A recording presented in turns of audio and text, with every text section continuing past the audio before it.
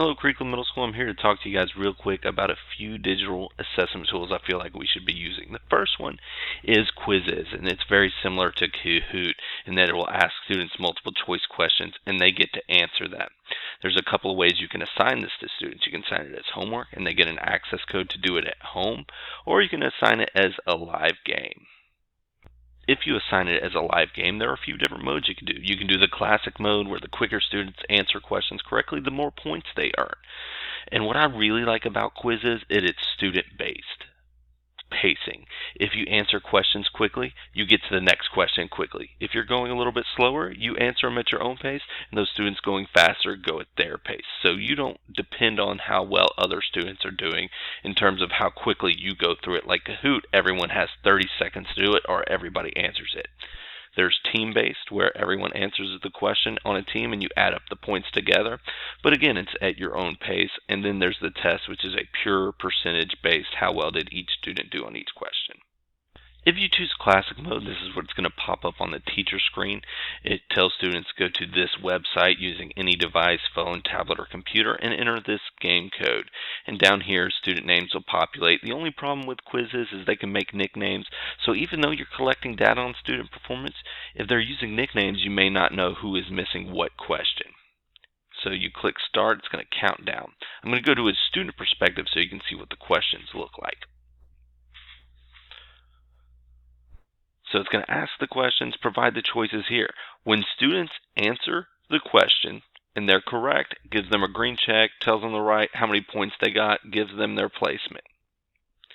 If they get it wrong, tells them they're wrong, shows them the correct answer. So it provides them that instant feedback. In this game mode where students are placed based off of how quickly they're answering it makes it a lot more engaging for the students. From the teacher perspective, you can come in here and see how well students are doing in terms of overall accuracy. You can also look at it question by question. Oh, students are doing well on these questions. They aren't doing well on this question. And you can look at those questions and determine what you need to spend more time covering in the class. And when you're finished, it gives you some highlights, tells you accuracy, toughest question, longest question, and some facts of, oh, this many questions had an accuracy of less than 40%, and you can download these results and use those results to guide your instruction and help students with questions they had difficulty with. The next tool I want to talk to you guys about is Nearpod. Nearpod's very similar to a tool like PowerPoint in that you can provide students with information, except they get to see that information on their screen as well. And you can also include images, virtual reality images, and also videos for students to gain information. And then you can assess their knowledge as they go through and gauge their comprehension. One assessment could be a pre-assessment, a discussion board. So types of governments, they could put in whatever they wanted, and it would pop up on the screen right when they're done typing it up. And then you could talk about, hey, what are the definitions of these governments? How do they work? Another way it assesses students, you have matching. If I can go to here, you have fill in the blank. You put it in the right spot, you press done, provides students with instant feedback. Matching also provides students with instant feedback. If student gets it wrong, right away, it's going to tell them they're wrong. If student gets it right away, it's going to tell them they are correct. You have multiple choice where if students go through, answer the questions, and then at the very end, they click on submit. It'll show them how many they got right and how many they got wrong. So those are your basic recognition level questions, very similar to Quizziz. But there's also a way for students to display their knowledge in an image, so they can draw on this screen. How does a democracy work? They come in here, they draw a person, and then they can draw a voting box. And boom, that's how democracy works. And it's a real quick way for students to show their understanding in a different way. There's also a game called Time to Climb. It's very similar to Quizziz, Kahoot. The quicker you answer the question, the more points you get. Also, there are questions that are open-ended questions where students have to type in their answers, and sometimes you can have them look at resources and cite evidence to support their answers. So there's a variety of different types of assessment that require different higher ordered thinking skills. You can go base recognition level all the way up to analyzing documents and supporting and justifying your answer through evidence you find in those documents. Just to kind of summarize all this up, I'm going to talk about similarities, differences, how you can use it in your classroom, and also benefits to the students. So some similarities, both provide instant feedback to students. Students are able to determine the pace depending on how you assign it to the students. For Nearpod, you can assign it as whole group instruction or as student-paced. Provides the teacher with instant data for them to drive their instruction. You see what students know and what students are struggling with, and you can concentrate more on those topics students are struggling with. There's a game aspect to certain features of these tools, which is really engaging for students.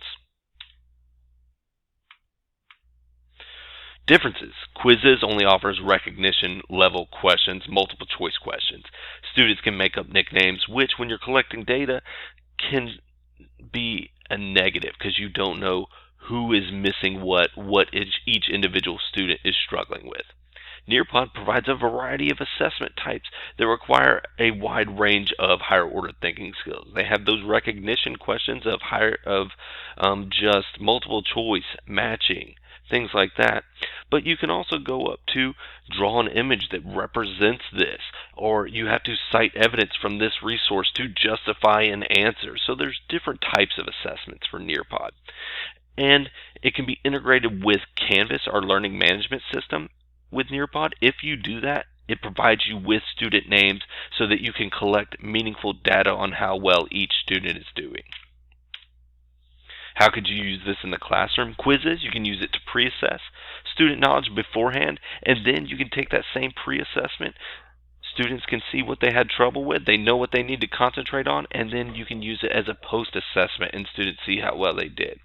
You can use it as a review as you're going through new things or as you just finished a topic, and you can assign it for students to complete at home as a review.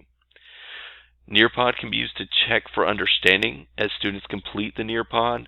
So as they go through the notes or video, these different assessments make sure they are getting the knowledge they need to get out of it. You can assign it to students to complete at their own pace, so students can go as fast or as slow as they need to make sure they are understanding the topic. And you can gather data on student performance in order to drive your instruction. Same for Quizziz. Benefits to students. Quizziz, instant feedback. Students determine pace. So you can go as fast, as slow as you want to. You know when you're right or wrong, and you know what you need to do better. Teachers can use the data to drive instruction, and the game feature is very engaging. Nearpod, again, provides instant feedback, and students are able to go at their own pace if it's set up for student pace, but you can also set it up for whole group instruction if necessary. There's a variety of different types of assessment, not only those recognition level questions, and teachers, again, can use the data to drive instruction. Thank you.